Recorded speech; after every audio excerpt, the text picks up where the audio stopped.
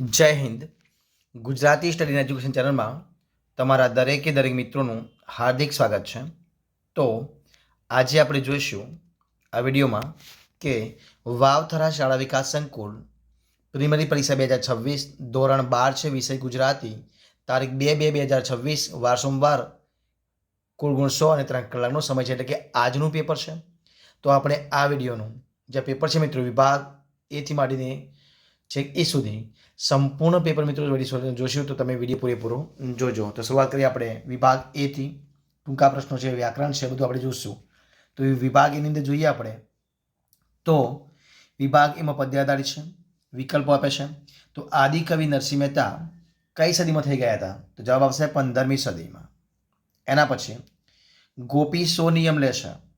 તો ગોપી શ્યામ રંગની સમીપે ન જવું એવો નિયમ લેશે. જવાબ આવશે ઓપ્શન એ. એના પછી લોકગીતની નાયિકા કોને સંદેશો લઈ જવાનું કાર્ય સોંપે છે? જવાબ આપશે ઓપ્શન ડી, સમડીને. નીચે આપેલા માગ્યા મુજબ ઉત્તર લખવાના છે. તો ઉર્મિલા કાવ્યનો સાહિત્ય પ્રકાર કયો છે? તો ખંડકાવ્ય આવશે. એના પછી કવિ શિરોમણી તરીકે કયા આખ્યાનકારને ઓળખવામાં આવે છે? તો પ્રેમાનંદને. જુઓ કાવ્યના કવિનું નામ શું છે? તો શ્યામ સાધુ છે. એના પછી એક વાક્યમાં ઉત્તર છે એ આપણે લખવાના છે. તો જોઈએ આપણે તો કે રામબાણ શબ્દનો અર્થ શું થાય? તો રામબાણ શબ્દનો અર્થ એટલે પ્રભુની ભક્તિરૂપી બાણ, કે જે ભક્તને પ્રભુની ભક્તિમાં લીન કરી દે એવોનો અર્થ થશે. ત્યારબાદ પ્રશ્ન આગળ છે કે મિલન અને વિયોગનું સાક્ષી કોણ બન્યું છે? તો અગ્નિ બન્યો છે. ત્યારબાદ ગામના સજ્જનોએ શું ન્યાય કર્યો? તો ગામના સજ્જનોએ ન્યાય કર્યો કે આ કુલટાને પથ્થર મારી નાખો એવો એમને ન્યાય કર્યો. બા એકલા જીવે કાવ્યમાં બાની સમસ્યા વિશે કઈ સમસ્યા વિશે વાત કરવામાં આવી છે? તો બા એકલા જીવે કાવ્યમાં બાની વર્ષોની એકલતાની સમસ્યાની વાત કરવામાં આવી છે. ત્યારબાદ તમારે 3-4 વાક્યમાં પ્રશ્ન જવાબ લખવાના હતા. પરમાત્મા પૃથ્વી પર કયા કયા સ્વરૂપે રહેલા છે? ચારે દેવો એકબીજાને કયા શાપ આપ્યા છે? જ્ઞાન ગ્રંથો થકી ગરબડ થઈ છે એ પ્રશ્ન જવાબ લખવાનો હતો. મીરાબાઈ ઉપર રાણાજીએ શા માટે ક્રોધ કર્યો છે તમારે લખવાનું હતું. એના પછી સવિસ્તર ઉત્તરમાં એક પ્રશ્ન લખવાનો હતો કે બાનો વર્તમાનકાળ અને બાનો ભૂતકાળ કવિના આધારે સમજાવવાનું હતું. બાણીની કરુણ સ્થિતિનું વર્ણન લખવાનું. આપણે જે વિભાગ બી ગદ્ય આધારિત વિકલ્પો છે કે વ્યાસના મતે ક્ષત્રિયનો ધર્મ શું છે? તો જવાબ આવશે ઓપ્શન સી, દંડ. ધર્મ શિક્ષણનો વર્ગ કયા વૃક્ષ નીચે બેઠો હતો? તો વડના વૃક્ષ નીચે. ઓપ્શન જવાબ આવશે બી જવાબ. અનુરુદ્ધ અને તેના મિત્રો કઈ રમતમાં લીન થઈ ગયા હતા? તો જવાબ આવશે ઓપ્શન એ, લખોટાની રમતમાં લીન થઈ ગયા હતા. ઓપ્શન એ જવાબ. એના પછી જોઈએ આપણે આગળ કે સત્યાગ્રહ શ્રમ પાઠનો સાહિત્ય પ્રકાર તો કયો આવશે? તો આત્મકથા ખંડ આવશે. એના પછી ઉછીનું માગનારાઓ કૃતિના સર્જકનું નામ શું આવશે? તો નટવરલાલ બુચ. અને શરત મૂળ કઈ કૃતિનો અનુવાદ છે? તો શરદ મૂળ એ ધ બીટ ધ બેટ કૃતિનો અનુવાદ છે. એના પછી આપણે જોઈએ પ્રશ્ન આગળ તો કે એક વાક્યમાં ઉત્તર લખવાના છે. તો જોઈએ આપણે એક વાક્યમાં ઉત્તર. તો ભોજો કઈ વાતથી દુઃખી હતો? તો ભોજો એ વાતથી દુઃખી હતો કે ટાઢમાં કપડોને અભાવે નાગાપૂંગા બાળકો ઠૂંઠવાતા હતા એ વાતથી ભોજો દુઃખી હતો. એના પછી અમરનાથ યાત્રામાં શેનો અવરોધ વિઘ્નરૂપ છે? તો અમરનાથ યાત્રામાં બરફના ડુંગરા ઓળંગવા એ અવરોધ વિઘ્નરૂપ છે. ભાવસિંહજીના આમંત્રણનો શ્રી પ્રભાશંકરે સૌ પ્રત્યુત્તર આપ્યો? તો ભાવસિંહજીના આમંત્રણનો પ્રભાશંકરે પ્રત્યુત્તર આપતો કહ્યું કે હું મોરબી બાવાનો નોકર છું, મને તેઓ સારી રીતે રાખે છે, એટલે નિષ્કારણ તેમની નોકરી મારાથી છોડાય નહીં, આ પ્રત્યુત્તર આપ્યો. હીરાને કયો શોખ હતો? તો હીરાને ઘરેણો પહેરવાનો શોખ હતો.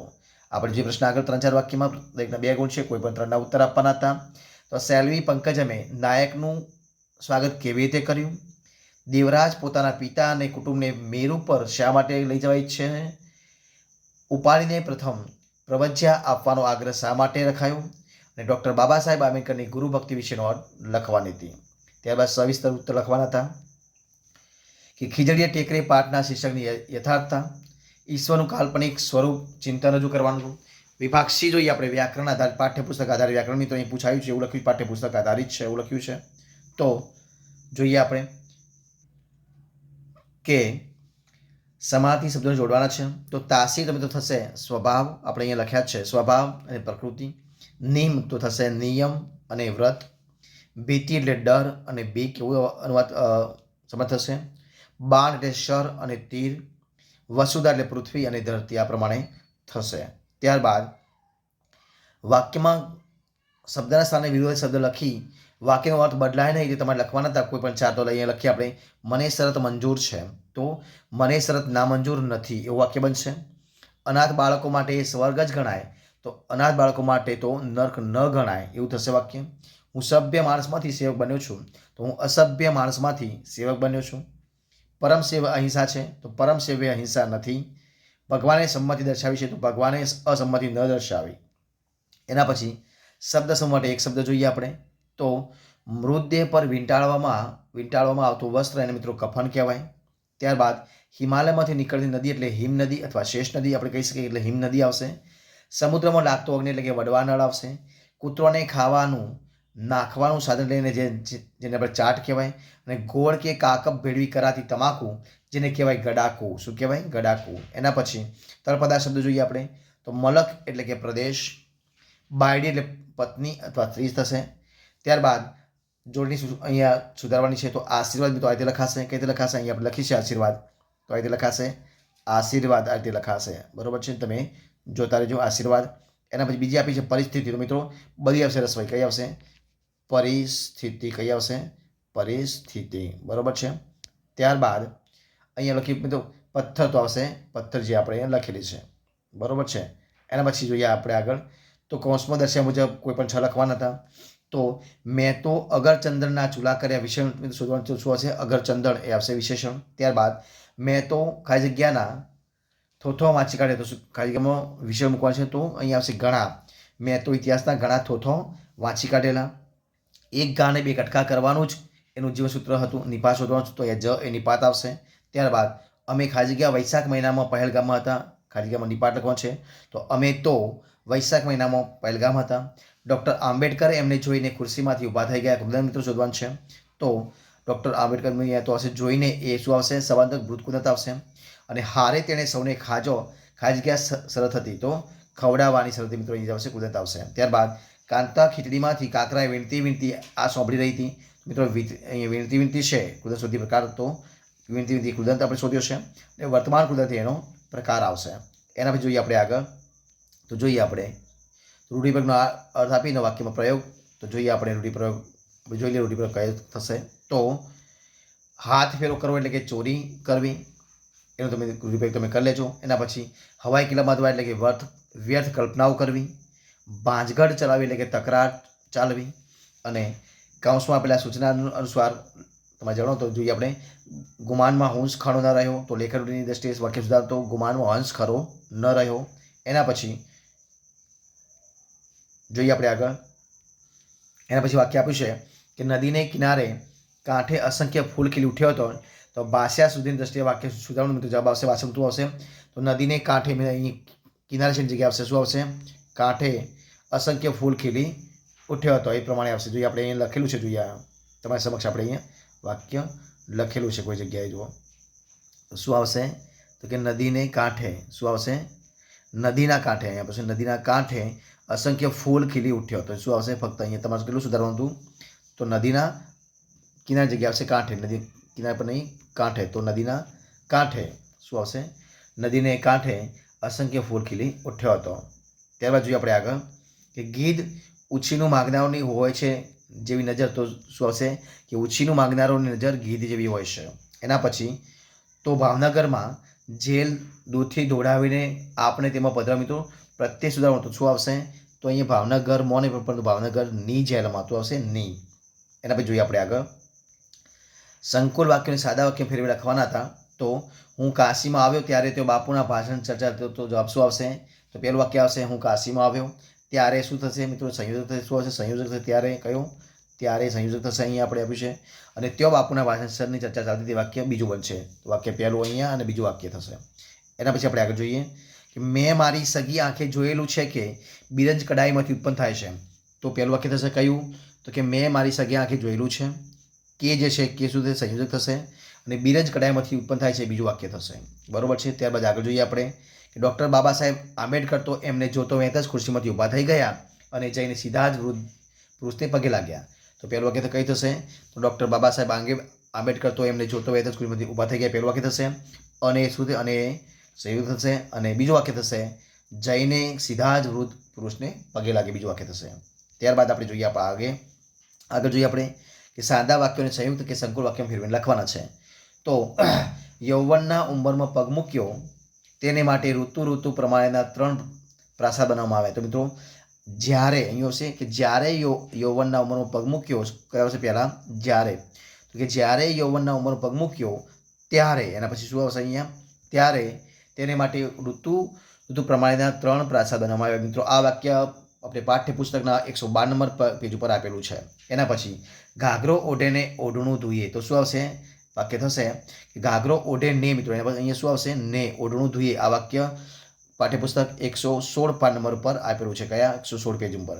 એના પછી મૃત્યુદંડની સજા ને એક પ્રકારની જૂની પુરાણી અનૈતિક સજા છે. મિત્રો આ વાક્ય 125 પાઠ્યપુસ્તક નંબર પર આપેલું છે. તો મૃત્યુદંડની સજા એક પ્રકારની જૂની પુરાણી અને શું આવશે? અને અનૈતિક સજા છે. આ પ્રમાણે વાક્ય બનશે. વિભાગ ડી મિત્રો જોઈએ આપણે.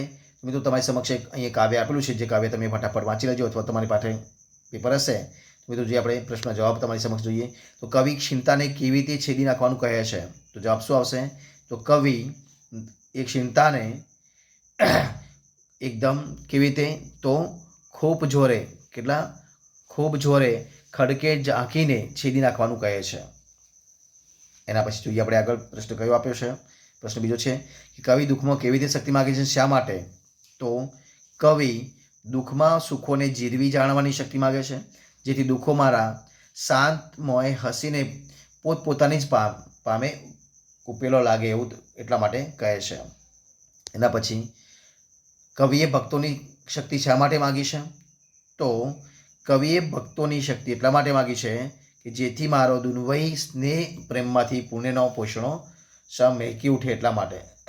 એના પછી આગળ વાક્ય આપ્યું છે કે કંગાલો અને જાલિમો સાથે કવિ કેવી રીતે વર્તવા ઈચ્છે છે? તો કવિ કહે છે કે કંગાલો અને જાલિમો વિશે કવિ જ્ઞાન પીણો કરવા ઈચ્છે છે અને જાલિમોને પાથ ઝૂકી પડવા ઈચ્છે છે. અને આ વાક્ય મિત્રો જે કાવ્ય છે એનું શક્તિ અથવા તો યાચના શું હશે? એની શીર્ષક આવશે શક્તિ અથવા તો યાચના. એના પછી મિત્રો જોઈએ આપણે તમારી સમગ્ર પેરેગ્રાફ આપ્યું છે, એના દરેક 2 વાક્યમાં ઉત્તર લખવાના છે. તો અમે પેરેગ્રાફ સ્ક્રીન કવર પાડીને લઈ લેજો, થોડી પેપર ના હોય. તો મિત્રો જોઈએ આપણે એના પ્રશ્ન અર્થ જોઈએ, આપણે પ્રશ્નનો જવાબ જોઈએ આપણે. તો પુસ્તકાલય એ મિત્રો શું છે? તો પુસ્તકાલય એ શેનું અવિભાજ્ય અંગ છે? તો પુસ્તકાલય એ મિત્રો માનવ સંસ્કૃતિનું એક અવિભાજ્ય અંગ છે. વાડીલાલ ડગલીએ સંસ્કૃતિ શબ્દનો ઉપયોગ કયા અર્થમાં કર્યો છે? તો વાડીલાલ ડગલીએ સંસ્કૃતિ શબ્દનો ઉપયોગ એ માણસની બહારની દુનિયાના વિકાસના અર્થમાં કર્યો છે. હૃદય ન વિકસે તો શું પરિણામ આવે? તો હૃદય ન વિકસે તો દેશમાં હિટલર જેવા ન રાક્ષસો ફૂટી નીકળે. વ્યાયામશાળા અને પુસ્તકાલય માણસ માટે કયા કામો કરે છે? તો વ્યાયામશાળા શરીર માટે અને પુસ્તકાલય હૃદય અને બુદ્ધિ માટે કામ કરે છે. ગદ્યખંડ મિત્રો યોગ્ય શીર્ષક આપવું હોય તો પુસ્તકાલયનું મહત્વ એવું આપણે આપી શકીએ, અથવા તો પુસ્તક એ જ જીવન ઘડતર એવું પણ આપણે આપી શકીએ. ત્યારબાદ મિત્રો અહીંયા સંક્ષેપ કરીને યોગ્ય શીર્ષક આપવાનું છે, તો તમે સંક્ષેપ કરી લેજો. અને શીર્ષક મિત્રો આપી શકીએ ભય મુક્તિ અથવા તો નિર્ભયતા એવું પણ આપણે આપી શકીએ. ત્યારબાદ મિત્રો અહીંયા તમારે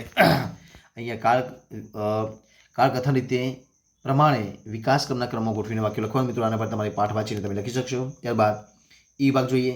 તો સતત વરસાદને કારણે તમારા વિસ્તારમાં ગંદકીનું પ્રમાણ વધ્યું છે, એ માટે મિત્રો તમારે અધિકારીને અરજી કરવાની છે. વાદાત્મક ગદ્યમાં ઉત્તરતું, એના પછી અથવામાં આપી શકીએ શબ્દોમાં તમારે શબ્દ શું ઉપયોગ કરીને તમારે અહીંયા લખવાનું હતું. શું ભાવાત્મક ગદ્યમાં, એના પછી નિબંધ લખવાના હતા. પુસ્તકોની મૈત્રી, મોબાઈલ, આશીર્વાદ કે અભિશાપ અને માતૃપ્રેમ. તો મિત્રો અહીંયા આપણે આ પેપર સંપૂર્ણપણે પૂરું કરીએ છીએ. જો તમારો વિડીયો ગમ્યો હોય, પસંદ આવ્યો હોય, યુઝફુલ લાગ્યો હોય તો એને લાઇક કરો, કોમેન્ટ કરો, તમારા મિત્રો વિડીયો શેર કરો. છેલ્લે ચેનલમાં નવા હોય તેને સબસ્ક્રાઇબ ન કરી હોય તો સબસ્ક્રાઇબ કરવા માટે વિનંતી છે. આપણે ફરીથી મળીશું એક નવા વિડીયો સાથે, નવા ટોપિક સાથે. ત્યાં સુધી બની રહો.